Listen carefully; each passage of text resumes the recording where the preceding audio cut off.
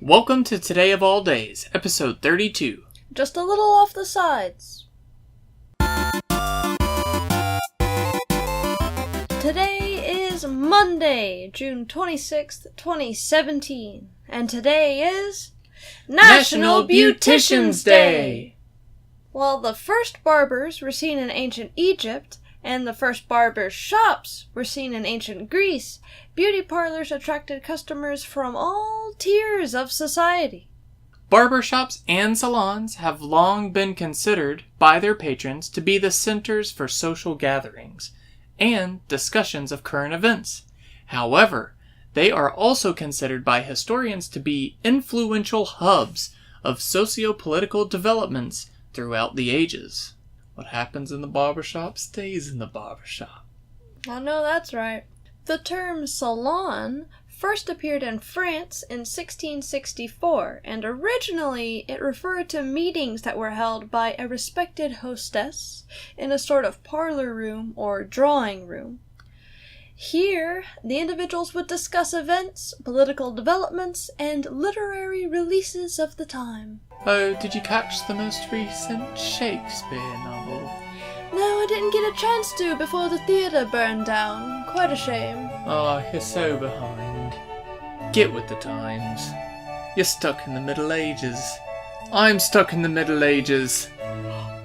Rules of etiquette and other social customs were also developed in these salons. In fact, some historians believe salons of the 17th and 18th centuries to be large contributing factors to the Enlightenment. They were often the meeting place of some of the most notable and influential literary, intellectual, philosophical, and artistic minds of history. Now, salons today may focus almost solely on cosmetic appearances for men and women, but we cannot ignore the fact that in many areas, salons and barbershops are still hubs for local gatherings and discussion of today's events and social developments. Barbershops and salons have catered to the needs of the people beyond aesthetics, and helping to build personal empowerment and confidence, to creating and breaking social customs and barriers. So don't forget to let your stylist know that they are appreciated today. And also, throw them a nice tip. What are you doing? You think they make all that money? Then whenever you pay to get your hair did? Come on, throw them like 20, 30, 40 bucks. You're gonna end up having that hairstyle for months. It's worth it. And that brings us to Today in History. The first item with a UPC, or Universal Product Code, or barcode, was scanned at the Marsh Supermarket in Troy, Ohio. I know that is a part of everybody's almost everyday life in America, so UPC code is a valuable tool.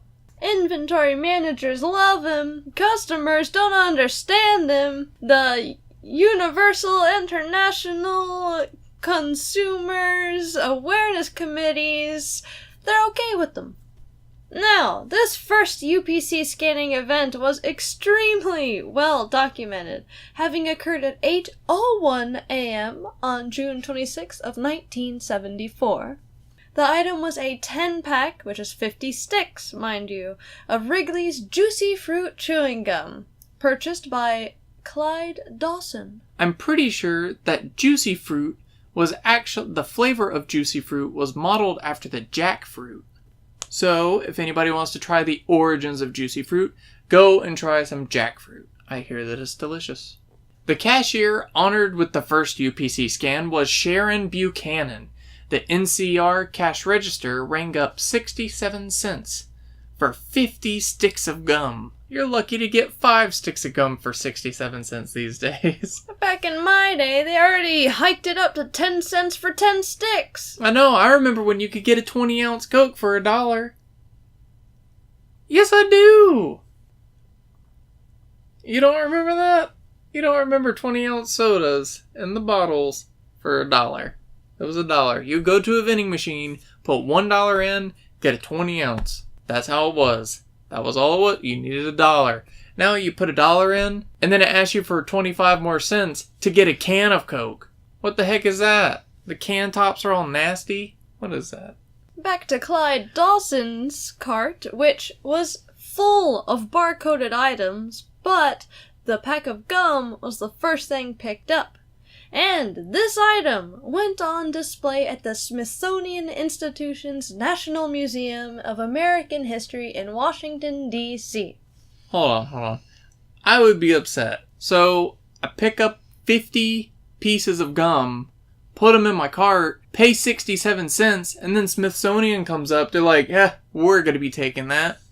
I wonder if she paid the money for it. That's a lot of money back then. What is that? If anybody knows if the Smithsonian pays people out for the stuff that they put in the museum, let us know. Yeah, what is that? She should have at least gotten today's value of the gum. What is that, like $5 worth of gum? Inflation rates. Inflation rates aside, it's time for... National Canoe Day! The earliest discovered canoes and paddles were found in Denmark. These findings dated back to 5300 BC. However, it is believed that canoes were first constructed around 8200 to 7600 BC. That means even Jesus was sitting there paddling with a canoe. Hey, I bet some of those canoes are still afloat. I bet they are. Because canoes were constructed with a variety of materials, including tree bark, or they would just take the whole tree trunk and they would just carve it out in the shape of a canoe. I could go make a canoe right now. On a side note, if anybody wants a little look at the history of the Chesapeake Bay area, I highly recommend Chesapeake by James Michener. They go on and on about how the Native Americans are making their canoes out of these big old trees, and they taught the Europeans how to do it, and they started cashing in on it, of course. And if you don't feel like reading, or you're too busy to read, why don't you go get a subscription to Audible? Just kidding. We're not sponsored by them, and probably never will be.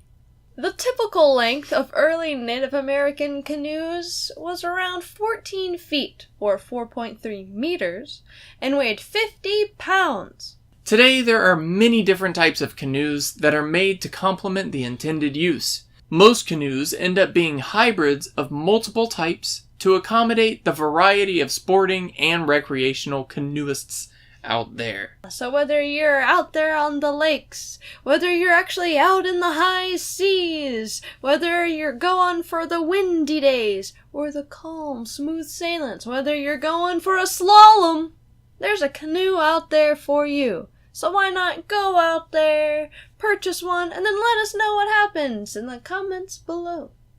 And after a rousing day in the great outdoors, go get your hair done, or why not go for the mani-pedi on this day? Today of all days. Today of all days. And we will see you tomorrow. Bye. Bye.